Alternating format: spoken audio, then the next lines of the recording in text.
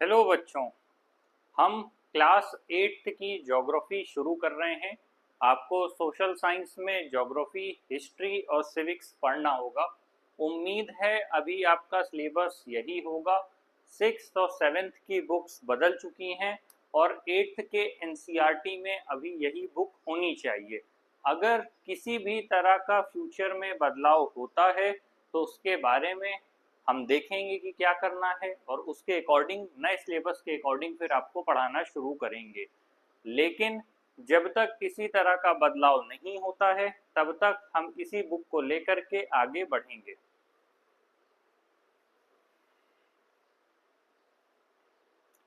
पहले चैप्टर का नाम है रिसोर्स एंड डेवलपमेंट। तो सवाल ये उठता है कि आखिर रिसोर्स किसे कहा गया है, ठीक है, और डेवलपमेंट की क्या डेफिनेशन है।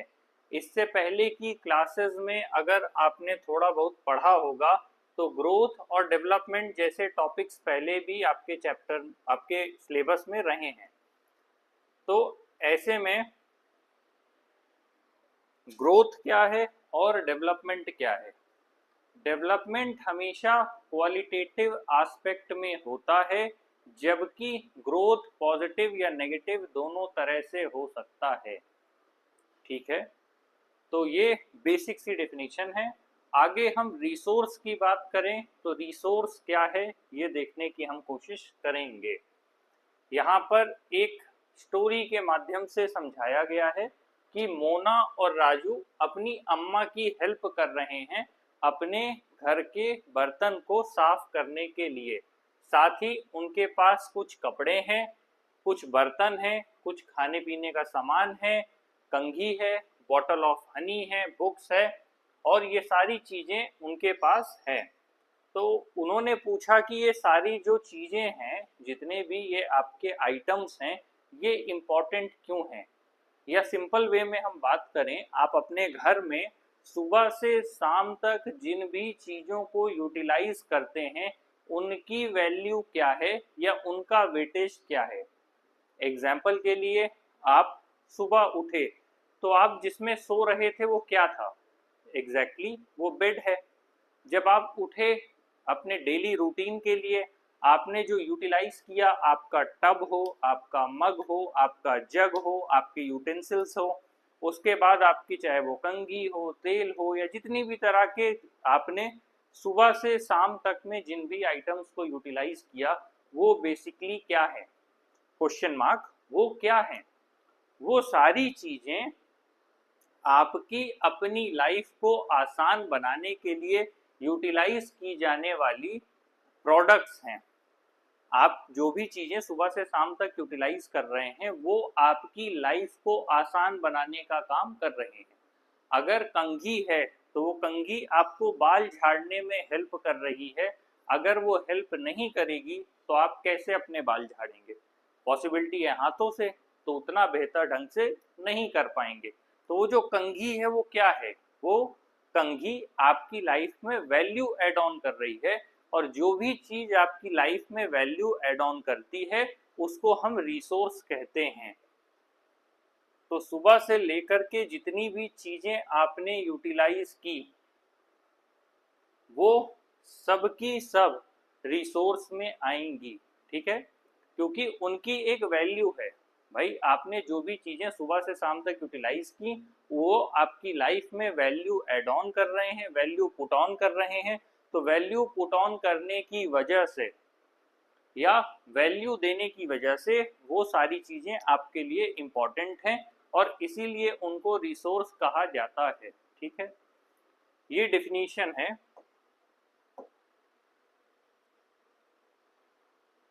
वाटर,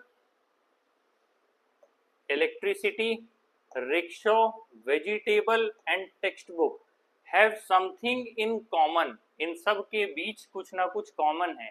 क्या कॉमन है? They have all been used by you so they have utility.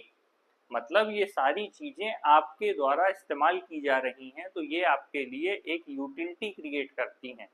अगर आप किसी मीन्स ऑफ ट्रांसपोर्ट या मोड ऑफ ट्रांसपोर्ट या किसी व्हीकल से अपने घर से स्कूल तक आए हैं तो वो आपको किसी तरह की यूटिलिटी प्रोवाइड कर रहा है, वो आपको फैसिलिटी दे रहा है, वो आपकी लाइफ में वैल्यू जनरेट कर रहा है। क्योंकि अगर वो चीज ना हो तो उसकी वजह से आपको अपने घर से स्कूल आने तक एक्स्ट्रा एफर्ट लगाना होगा। तो क्या रीजन है? जितनी भी चीजें आप यूटिलाइज कर रहे हैं सुबह से शाम तक, वो आपको एक तरह की यूटिलिटी प्रोवाइड कर रहे हैं। यूटिलिटी और usability is what makes an object और सब्सटेंस अ रिसोर्स। किसी भी चीज की यूटिलिटी ही उसको, किसी भी प्रोडक्ट को, किसी भी सब्सटेंस को रिसोर्स में कन्वर्ट करता है। अगर किसी चीज की यूटिलिटी ही नहीं है तो वो आपके लिए किसी काम की नहीं है, और जब वो काम की नहीं है तो वो कोई रिसोर्स नहीं। एग्जाम्पल, ये पेन मैं यूज कर रहा हूं तो ये पेन मेरे लिए एक रिसोर्स है। हम इंटरनेट के थ्रू एक दूसरे से जुड़ पा रहे हैं तो ये क्या है? ये एक रिसोर्स है। इनको रिसोर्स कहते हैं। इसीलिए कोई भी चीज रिसोर्स कब बनती है?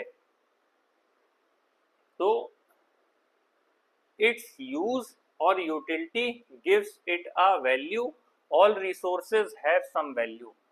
जब भी किसी प्रोडक्ट को किसी तरह की यूटिलिटी मिलती है या कोई वैल्यू मिलती है तब वो एक रिसोर्स में कन्वर्ट होता है। वैल्यू से मतलब है उसकी वर्थ या उसकी कीमत से। कुछ रिसोर्सेज ऐसे हैं जिनकी इकोनॉमिक वैल्यू होती है, कुछ की नहीं होती है।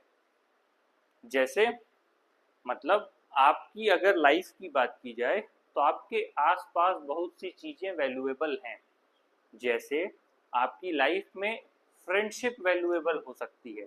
आपके बगल में जो आपका जो दोस्त बैठा है वो आपके लिए इम्पोर्टेंट हो सकता है, लेकिन उस रिलेशनशिप की वैल्यू आपके लिए है, लेकिन वो एक रिसोर्स उस ढंग से नहीं माना जाएगा जैसे कि एक इकोनॉमिक रिसोर्स को माना जाता है। एग्जाम्पल के लिए, मेटल्स की इकोनॉमिक वैल्यू है लेकिन एक ब्यूटीफुल लैंडस्केप की नहीं है। तो बेसिकली जब हम, क्योंकि हम पढ़ रहे हैं तो हम इकोनॉमी के टर्म्स में बात करेंगे। वो चीजें रिसोर्स हैं जिनकी अपनी वैल्यू है और ये वैल्यू ज़्यादातर इकोनॉमिक टर्म्स में देखी जाती है। लेकिन दोनों ही इम्पॉर्टेंट है ह्यूमन नीड्स को सेटिस्फाई करने के लिए। ठीक है, हमने इम्पोर्टेंस ज़्यादा इकोनॉमिक वैल्यू को दिया है। जैसे मैंने पहले कहा था कि आपका कोई दोस्त है, आपके लिए आपके मन में उसकी वैल्यू है, लेकिन वो उसकी इकोनॉमिक वैल्यू नहीं है, वो आपके ह्यूमन नीड के एस्पेक्ट में उस वैल्यू की बात की गई है। तो ऐसे में जो मेटल्स है उसकी इकोनॉमिक वैल्यू है, जबकि जो ब्यूटीफुल लैंडस्केप है वो केवल ह्यूमन नीड्स को सेटिस्फाई करने के काम आता है।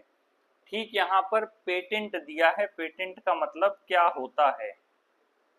किसी भी चीज के लिए जब आपको एक्सक्लूसिव राइट दे दिया जाए किसी भी आइडिया और इन्वेंशन पर, ध्यान दीजिएगा, जब किसी आइडिया और इन्वेंशन पर सिर्फ आपका राइट हो तो उसे हम पेटेंट कहते हैं।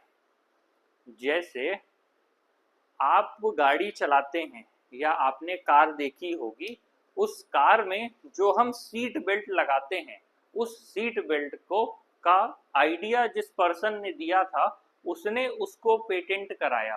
क्यों कराया?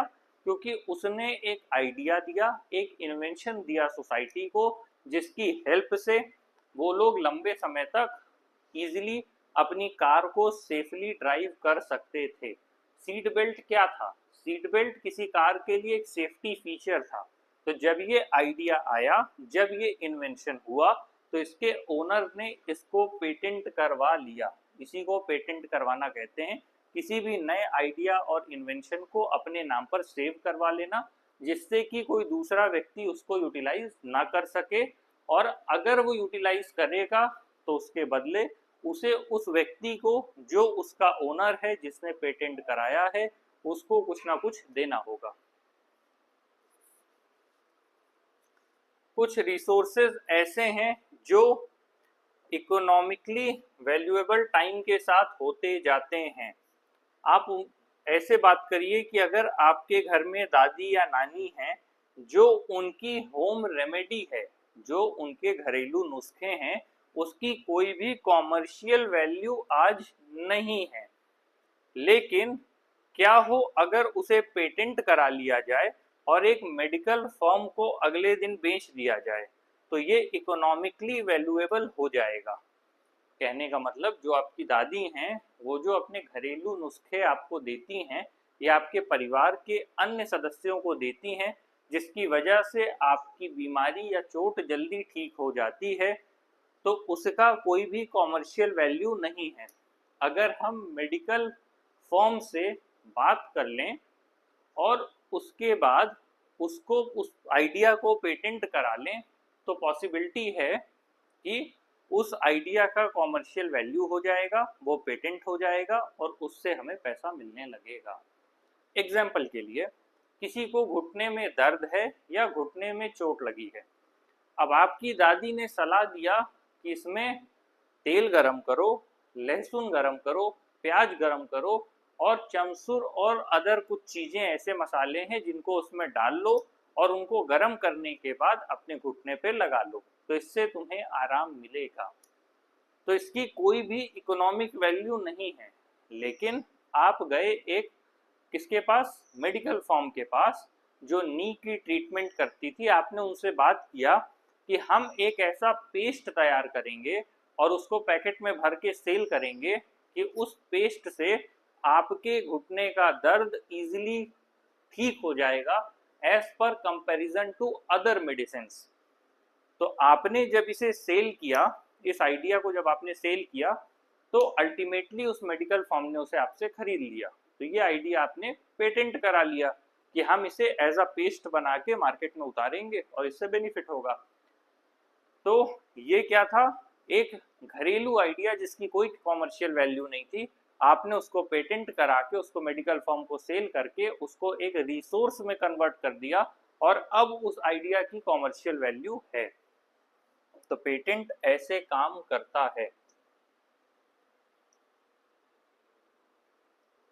टेक्नोलॉजी क्या है? अगर हम टेक्नोलॉजी की बात करें, it is the application of latest knowledge and skill in doing और मेकिंग थिंग्स। किसी भी नई चीज को बनाने के लिए जो भी सबसे लेटेस्ट टेक्नोलॉजी होती है, या किसी भी काम को कंप्लीट करने के लिए जो भी सबसे नया मैकेनिज्म अवेलेबल है, उसी को हम लेटेस्ट टेक्नोलॉजी या टेक्नोलॉजी कह सकते हैं। टाइम और टेक्नोलॉजी दो इम्पॉर्टेंट फैक्टर्स हैं जो किसी भी सब्सटेंस को रिसोर्स में कन्वर्ट करते हैं। एग्जाम्पल के लिए, हम जो एक आपके पास एक टाइम फ्रेम है कि आपको एक साल में एक क्लास को पास कर लेना है, तो ठीक उसी तरह कोई भी चीज़ अगर प्रोडक्शन में जाती है तो वो भी एक टाइम फ्रेम में कंप्लीट किया जाता है। जैसे आप एक क्लास एक टाइम फ्रेम में कंप्लीट करेंगे, वैसे ही कोई जब प्रोडक्ट है, जब उसका मैन्युफैक्चरिंग होती है या उसको कंप्लीट किया जाता है, तो उसे एक टाइम फ्रेम में ही कंप्लीट करना होता है। उसके अलावा अगर आप टेक्नोलॉजी की बात कर रहे हैं, तो जैसे अगर आप ये क्लास कर पा रहे हैं, तो इसका मतलब है कि आपके पास इंटरनेट है, आपके पास कोई डिवाइस है, मोबाइल, टैबलेट, लैपटॉप, कंप्यूटर, कोई ना कोई डिवाइस है, तभी आप इस क्लास को इजीली कर पा रहे हैं। तो क्या है, टाइम और टेक्नोलॉजी, ये दो इम्पॉर्टेंट फैक्टर हैं जो किसी भी सब्सटेंस को रिसोर्स में कन्वर्ट कर रहे हैं। तो ये जो आपका डिवाइस है, रिसोर्स में कब कन्वर्ट हो रहा है, जब इससे आपको वैल्यू मिल रही है। और अगर इसी डिवाइस पे आप गेम खेलेंगे या टाइम वेस्ट करेंगे, तो उससे आपको वैल्यू नहीं मिलेगी, वो आपका वेस्टेज ऑफ टाइम में चला जाएगा। जो समय आप पढ़ाने में लगा रहे हैं, वो आपके टाइम को वैल्यू कर रहा है, या जो पढ़ने में लगा रहे हैं। ये दोनों ही लोगों की ज़रूरतों से संबंधित हैं। Both are related to the needs of the people. लोग खुद में ही एक इम्पॉर्टेंट रिसोर्स हैं। ह्यूमन को खुद एक रिसोर्स कहा गया है, वो इसलिए आप देखते होंगे कि आपके घर में आपकी वैल्यू कितनी ज़्यादा है। आपके मम्मी पापा आपको राजा बेटा या रानी बिटिया कहकर बुलाते होंगे। वो ऐसा क्यों कहते हैं? क्योंकि आपकी वैल्यू घर में ज़्यादा है और उस वैल्यू से ही ह्यूमन रिसोर्स जनरेट होता है। तो इसका मतलब आप भी एक रिसोर्स हैं। साथ ही ह्यूमन के जो आइडियाज हैं, जो नॉलेज है, जो इन्वेंशन है और जो डिस्कवरीज है, वो ज़्यादा से ज़्यादा क्रिएशन को बनाने में मदद करते हैं या ज़्यादा से ज़्यादा चीज़ों को क्रिएट करने में हेल्प करते हैं। किसी भी नए काम को शुरू करने के लिए आपको पहले आइडिया चाहिए। मान लीजिए कि अगर आप फर्नीचर बनाकर बेचना चाह रहे हैं तो उसके लिए पहले आपके मन में एक आइडिया चाहिए कि मैं लकड़ी या रॉ मटेरियल्स ऐसे लाऊंगा, उनको इस तरह से फर्नीचर में कन्वर्ट करूंगा और इस तरह से मैं सेल करूंगा। तो ये प्रोसेस आपको पता होना चाहिए। तो जब ये प्रोसेस आपको पता है तो फिर आपको दिक्कत नहीं होगी। ठीक है। अगेन ये तो आइडिया था। आइडिया के अलावा नॉलेज। आपके पास एक आइडिया तो आ गया कि मैं ऐसा करूंगा कि लकड़ी ले लूंगा मार्केट से और उसे फर्नीचर में बदल के बेचूंगा, लेकिन आपको प्रॉपर नॉलेज ही नहीं था उस काम को एग्जीक्यूट करने का।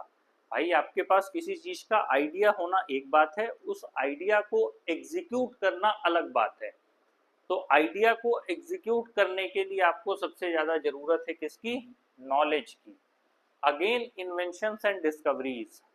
जब भी आप कोई नया काम करेंगे तो उसमें कुछ ना कुछ प्रॉब्लम्स आएंगी। उन प्रॉब्लम्स के सल्यूशन को फाइंड आउट करने में आप कोई ना कोई नया रास्ता खोजेंगे, तो वो आपका इन्वेंशंस में आएगा।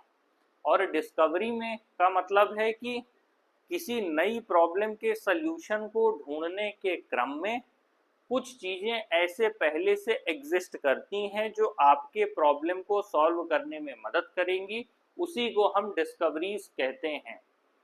ठीक है।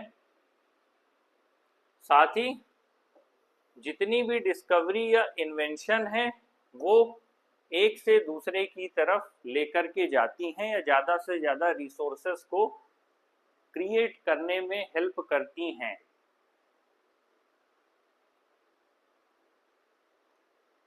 जैसे आपकी प्रैक्टिस ऑफ कुकिंग है या आपका इन्वेंशन है व्हील का, इसने over the period of time development को बढ़ाया और न्यूअर मोड्स ऑफ ट्रांसपोर्ट कर लेकर के आया। शुरुआती दौर में जब इंसानों ने सोचा कि एक जगह से दूसरी जगह अपने सामान को ले जाने के लिए किस तरह से वो ट्रांसपोर्ट कर सकते हैं, किस तरह से ज़्यादा सामान वो एक जगह से दूसरी जगह ले जा सकते हैं, तो ऐसे में वो क्या करेंगे?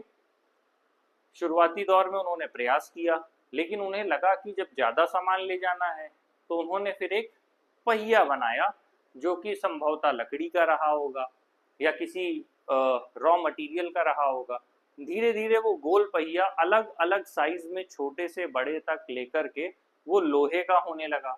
फिर और आगे बदलाव हुआ तो धीरे धीरे वो रबड़ का होने लगा, क्योंकि उसकी ड्यूरेबिलिटी पे सवाल होने लगा। पहले तो एक जगह से दूसरी जगह लेकर के जाना चुनौती था, फिर लंबे समय तक टिके रहना चुनौती होने लगा, तो उसकी ड्यूरेबिलिटी पर क्वेश्चन उठने लगे। तो जब ड्यूरेबिलिटी की बात आती है तब फिर रबड़ के टायर्स आने लगे। तो फिर धीरे धीरे आप देखेंगे, अगर स्कूटी का पहिया देखेंगे, बाइक का देखेंगे, कार का देखेंगे, एसयूवीज का देखेंगे, हर एक पहिए का साइज अलग है। ट्रेन का पहिया देखेंगे, एरोप्लेन का पहिया देखेंगे, हर जगह का जो पहिया है वो अलग है। तो ये क्या हुआ? पहले डेवलपमेंट, पहले व्हील्स का इन्वेंशन हुआ, फिर धीरे धीरे उसका डेवलपमेंट प्रोसेस स्टार्ट हुआ और डेवलप होते होते फिर वो अलग अलग एस्पेक्ट में अलग अलग तरह से यूटिलाइज होने लगा। तो क्योंकि वो डे टू डे लाइफ में यूटिलाइज होता है, उसकी वैल्यू है और वो एक अपने आप में रिसोर्स है।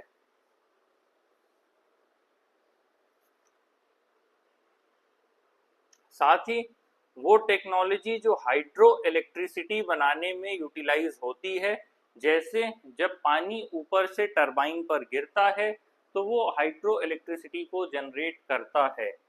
तो ये सब क्या है, ये रिसोर्सेज में आएंगे। इसके अलावा अब हम आगे पढ़ेंगे टाइप्स ऑफ रिसोर्सेज क्या क्या हैं। रिसोर्स को जनरली क्लासिफाई किया जाता है नेचुरल में, ह्यूमन में और ह्यूमन मेड में। मतलब 3 तरह के रिसोर्सेज की यहाँ पर बात हो रही है। 3 तरह के रिसोर्सेज से क्या मतलब है, पहला आपका जो है वो नेचुरल रिसोर्स है, दूसरा जो रिसोर्स है वो आपका ह्यूमन मेड है और तीसरा ह्यूमन है। अभी मैंने आपको बताया था कि ह्यूमन खुद में एक रिसोर्स है, साथ ही नेचुरल और ह्यूमन मेड तो है ही। नेचुरल रिसोर्सेज में क्या क्या आता है, वो रिसोर्स जो कि डायरेक्टली नेचर से लिया जाता है और थोड़े बहुत मॉडिफिकेशन के साथ या बिना किसी मॉडिफिकेशन के यूटिलाइज किया जाता है, उसको हम नेचुरल रिसोर्स कहते हैं। एग्जाम्पल के लिए नेचर से जो भी प्रोडक्ट्स हम लेते हैं और उसको डायरेक्टली यूटिलाइज करते हैं, जैसे अगर हम बात करें, हम आयरन की बात करें, तो सीधे हम आयरन ओर से लेते हैं नेचर से, उसे आयरन में कन्वर्ट करते हैं और आयरन से बनी हुई चीज़ें हम डेली लाइफ में यूटिलाइज करते हैं। एग्जाम्पल हैमर हो सकता है, बॉक्स हो सकता है, अलमीरा हो सकती है। लेकिन वो जो आयरन है वो आयरन फॉर्म में ही रहता है, वो चेंज नहीं होता। तो जहाँ पर रॉ आयरन होगा वो आपका नेचुरल रिसोर्स हो जाएगा। और जैसे आप सरिया यूटिलाइज कर रहे हैं बिल्डिंग को बनाने के लिए, जैसे आप सरिया यूटिलाइज करते हैं, आयरन के जो रॉड्स हैं यूटिलाइज करते हैं, वो आपके नेचुरल में हो जाएंगे। और जब उन्हीं आयरन को आप कन्वर्ट कर देंगे या किसी मैन मेड प्रोडक्ट में बदल देंगे तो वो आपका मैन मेड रिसोर्सेज हो जाएगा। एग्जाम्पल के लिए जो भी कह रहा है कि जो भी प्रोडक्ट्स हम सीधे नेचर से लेते हैं बिना किसी मॉडिफिकेशन के, एग्जाम्पल जो हवा जिससे हम सांस ले रहे हैं, ये जो ऑक्सीजन हम ले रहे हैं और CO2 रिलीज कर रहे हैं, क्या इसमें किसी तरह का बैरियर है? नहीं, हम इसे नेचर से सीधे ही अपने पास ले रहे हैं। The water in our rivers and lakes, जो भी पानी हमारी नदियों का है या जो सीधे हमारे घर तक आता है, हाँ वो एक अलग बात है कि उसे थोड़ा छाना जाता है या फिर उसको फिल्ट्रेशन प्रोसेस से गुजरना होता है, लेकिन हम उसे as a raw form water की तरह ही यूटिलाइज कर रहे हैं। साथ में जो सॉइल्स है, जो मिनरल्स है, ये सब के सब नेचुरल रिसोर्सेज में आते हैं। हम खेती करने के लिए मिट्टी का सीधे प्रयोग करते हैं, हम सॉइल का डायरेक्टली यूज करते हैं, उसमें किसी तरह का कन्वर्जन नहीं है। इसमें से बहुत से रिसोर्सेज ऐसे हैं जो कि डायरेक्टली यूटिलाइज किए जाते हैं और उन्हें हम नेचर की तरफ से मिलने वाला फ्री गिफ्ट भी मान सकते हैं। कभी कभी इन रिसोर्सेज को यूटिलाइज करने के लिए या बेस्ट ऑप्टिमम वे में यूज करने के लिए, नेचुरल रिसोर्सेज को यूटिलाइज करने के लिए टेक्नोलॉजी की जरूरत भी पड़ती है। नेचुरल रिसोर्सेज को ब्रॉडली हम 2 पार्ट में डिवाइड करते हैं, ठीक है। अभी हमने 3 पार्ट में किया था, एक हो गया नेचुरल रिसोर्सेज, एक हो गया आपका मैन मेड रिसोर्सेज, एक हो गया ह्यूमन खुद एक रिसोर्स है। ये 3 पार्ट था। फिर हम आ गए किसमें, नेचुरल रिसोर्सेज में। नेचुरल रिसोर्सेज 2 पार्ट में डिवाइडेड है, एक है आपका रिन्यूएबल रिसोर्सेज, दूसरा है आपका non renewable resources. Renewable resources क्या है, जैसा कि इसके नाम से पता चल रहा है, जो रिन्यू हो सकता है। रिन्यू का मतलब एक तो होता है नया, न्यू का मतलब नया, रीन्यू का मतलब जो बार बार नया हो सके उसको हम रीन्यू कहते हैं। तो रिन्यूएबल रिसोर्सेज वो है are those which get renewed और रिप्लेनिश्ड क्विकली, जो कि जल्दी से दोबारा रिन्यू हो सकते हैं, दोबारा से परिवर्तित हो सकते हैं, दोबारा से जल्दी से बन सकते हैं, उसको हम रिन्यूएबल रिसोर्सेज कहते हैं। इसमें से कुछ रिसोर्सेज अनलिमिटेड हैं और जो कि ह्यूमन की एक्टिविटीज से अफेक्टेड नहीं होते उसे कहते हैं सोलर एंड विंड एनर्जी। इसमें से नेचुरल रिसोर्सेज में कुछ आपके रिन्यूएबल रिसोर्सेज हैं जो कि ह्यूमन से इम्पैक्ट नहीं होते, उन्हें कोई असर नहीं पड़ता और ये आपके अनलिमिटेड सोर्स में अवेलेबल हैं। अब उसकी बात करते हैं सूरज की रोशनी या सोलर पावर की बात कर रहे हैं। सूरज से जो रोशनी हम तक आ रही है, जो एनर्जी हम तक आ रही है, वो एनर्जी अनलिमिटेड है और वो किसी भी तरह से इंटरप्ट नहीं की जा सकती। ठीक इसी तरह ठीक उसी तरह विंड है, जो हवा चल रही है, एक सोलर हो गया दूसरा विंड हो गया, वो भी अनइंटरप्टेड सर्विस है और लगातार हम उसको यूटिलाइज कर सकते हैं। इसके अलावा अगर हम केयरलेस यूज करते हैं कुछ सर्टेन रिन्यूएबल रिसोर्सेज का, जैसे कि water, soil and forest can affect there stock. आप ध्यान दीजिए, वो ये कह रहा है कि नेचुरल रिसोर्सेज में रिन्यूएबल रिसोर्सेज हैं, रिन्यूएबल रिसोर्सेज में भी कुछ ऐसे हैं जो अनलिमिटेड हैं, सोलर और विंड, जबकि कुछ ऐसे हैं जो रिन्यू तो हो रहे हैं लेकिन उनके जो स्टॉक है उस पर इम्पैक्ट पड़ सकता है अगर हम उसको ढंग से यूटिलाइज नहीं करेंगे। उसमें से एक है पानी, क्योंकि हमें पता है कि वाटर साइक्लिक फॉर्म में काम करता है। जो पानी पहाड़ों से होते हुए, नदियों से बहते हुए समुद्र तक जाता है, वही इवेपोरेट होकर के वापस आ जाता है और साथ ही ग्लेशियर से पानी भी मिलता रहता है। तो ये एक जो साइकिल है वो हैम्पर हो सकती है अगर नेगेटिव कंडीशंस क्रिएट होगी। इसके अलावा जब हम सॉइल की बात करते हैं तो सॉइल, हमारी जो पृथ्वी की ऊपरी परत है उसे हम सॉइल कहते हैं जनरली। तो सॉइल को बनने में लाखों करोड़ों साल भी लग जाते हैं कुछ सेंटीमीटर की पतली सी परत बनने के लिए भी। तो ऐसे में ये काफ़ी इम्पोर्टेंट हो जाता है कि हम सॉइल को प्रिजर्व करके रख सकें। इसके अलावा जब हम फॉरेस्ट की बात करते हैं तो फॉरेस्ट भी इम्पैक्ट हो सकता है, क्योंकि इससे प्रॉब्लम, भाई अगर आप लगातार in name of urbanization, in name of development अगर लगातार पेड़ों को काटते चले जाएंगे तो ऑब्वियस सी बात है एक बड़े पेड़ को बनने में 30 से 50 साल का समय लगता है। तो ऐसे में पॉसिबिलिटी है कि आपका जो स्टॉक है वो खत्म होगा और उससे प्रॉब्लम होगी। साथ ही अगर वाटर के कंटेक्स्ट में बात किया जाए, वाटर की अवेलेबिलिटी बहुत बड़ी प्रॉब्लम बन जाती है। कुछ जगहों पर पानी की वजह से बाढ़ जैसी स्थिति हो जाती है, कुछ जगहों पर सूखे की स्थिति हो जाती है, कुछ जगहों तक पानी अच्छे से पहुंच रहा है, लोग वेस्ट कर रहे हैं, कुछ जगह तक पानी पहुंच ही नहीं पा रहा है। तो दोनों ही सिचुएशन खतरनाक है, प्रॉपर अमाउंट ऑफ स्टॉक होना जरूरी है। फिर हम आते हैं नॉन रिन्यूएबल रिसोर्सेज में, वो रिसोर्स जिनका लिमिटेड स्टॉक है। जो रिन्यूएबल थे वो अनलिमिटेड स्टॉक के साथ थे, अब यहाँ पर जो आपका नॉन रिन्यूएबल रिसोर्स है वो लिमिटेड है और इनके स्टॉक्स ऐसे हैं कि अगर वो एग्जॉस्ट हो जाएं तो उनको दोबारा बनने में या रिन्यू होने में हजारों साल का समय लग जाएगा। एक व्यक्ति की, एक ह्यूमन बीइंग की जो नॉर्मल लाइफ साइकिल है वो मुश्किल से मुश्किल 100 साल की है, मुश्किल से। और जिस तरह का इन्वायरमेंटल चेंज है, जिस तरह के चेंजेस सोसाइटी में है, एक नॉर्मल आदमी की जो एज है वो 60 टू 70 ईयर्स चल रही है करंट में। बाकी किसी का खान पान अच्छा हो या सारी फैसिलिटीज़ हो वो एक अलग चीज़ है, लेकिन जनरली 60, 70, 80 के सराउंडिंग में ही हम चल रहे हैं। हमारी लाइफ एक्सपेक्टेंसी ही 60 टू 70 के बीच ही अप एंड डाउन होती रहती है। तो ऐसे में अगर थाउजेंड्स ईयर का समय लगेगा तो उतने में तो हम जैसे कितने भी लोग आ जाएंगे। तो इसीलिए अपने समय में अगर आप रिसोर्स को ख़त्म कर देते हैं, रिसोर्स के स्टॉक को, तो आगे आने वाली पीढ़ियों को दिक्कत होगी। इसीलिए सस्टेनेबल डेवलपमेंट का कॉन्सेप्ट लाया गया था।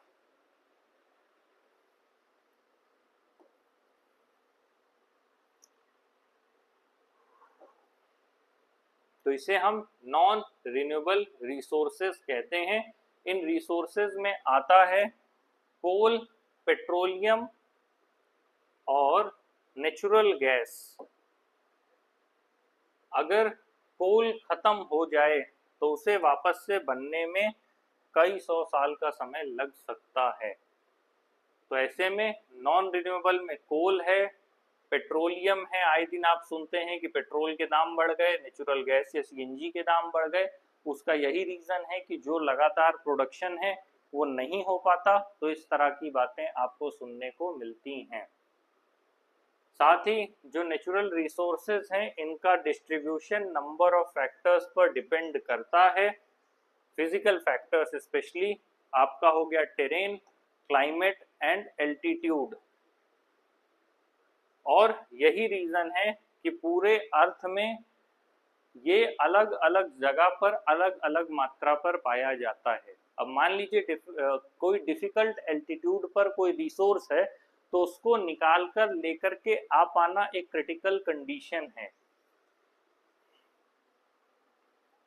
स्टॉक ऑफ रिसोर्स का मतलब है it is the amount of resources available for use, कि कितना अमाउंट आपके पास किसी चीज का, किसी भी रिसोर्स का कितना अमाउंट आपके पास बचा हुआ है, वही स्टॉक कहा जाता है। अब इसके बाद आता है ह्यूमन मेड रिसोर्सेज। हमने फिजिकल रिसोर्स तो पढ़ लिया, अब हम पढ़ेंगे ह्यूमन मेड रिसोर्सेज। कभी कभी नेचुरल सब्सटेंस जो रिसोर्स बनते हैं जब उनका ओरिजिनल फॉर्म चेंज कर दिया जाता है। एग्जाम्पल के लिए मैंने पहले भी बताया था, अगर हम आयरन ओर की बात कर रहे हैं तो जब तक कि लोग उसे निकाल कर यूटिलाइज करना ना सीख लें, जैसे लोग नेचुरल रिसोर्सेस को यूटिलाइज करते हैं, जब तक आप उसे रॉ फॉर्म में यूटिलाइज कर रहे हैं तो वो आपके लिए क्या होगा, नेचुरल रिसोर्स होगा। जब तक आप किसी चीज को रॉ फॉर्म में यूटिलाइज कर रहे हैं वो आपके लिए नेचुरल रिसोर्स होगा, लेकिन जब आप उसको कन्वर्ट करने लगेंगे तो वो ह्यूमन मेड रिसोर्सेज में कन्वर्ट हो जाएगा। आयरन ओर तब तक रिसोर्स नहीं है जब तक कि लोग उससे आयरन निकालना नहीं सीख लेते। लोग नेचुरल रिसोर्सेस को यूज करते हैं बिल्डिंग्स बनाने में, ब्रिजेस में, रोड्स में, मशीनरी में, व्हीकल्स में, जो कि सब का सब ह्यूमन मेड रिसोर्सेज है। तो मतलब ह्यूमन मेड रिसोर्स कैसे बनेगा? नेचुरल रिसोर्स तो हमको इन्वायरमेंट से मिल गया, नेचर से मिल गया, मदर अर्थ से मिल गया, लेकिन हमको ह्यूमन मेड रिसोर्सेज कैसे मिलेगा? ह्यूमन मेड रिसोर्सेज हमको मिलेगा जब नेचुरल रिसोर्सेज हमारे पास होंगे और हम उनको कन्वर्ट कर देंगे तो वही हमारे ह्यूमन मेड रिसोर्सेज कहे जाएंगे। इसका मतलब ह्यूमन मेड रिसोर्सेज जो भी हैं उसका जो बेस लाइन है वो आपका नेचुरल रिसोर्सेज है, उसी को कन्वर्ट करके आप ह्यूमन मेड रिसोर्सेज बनाते हैं।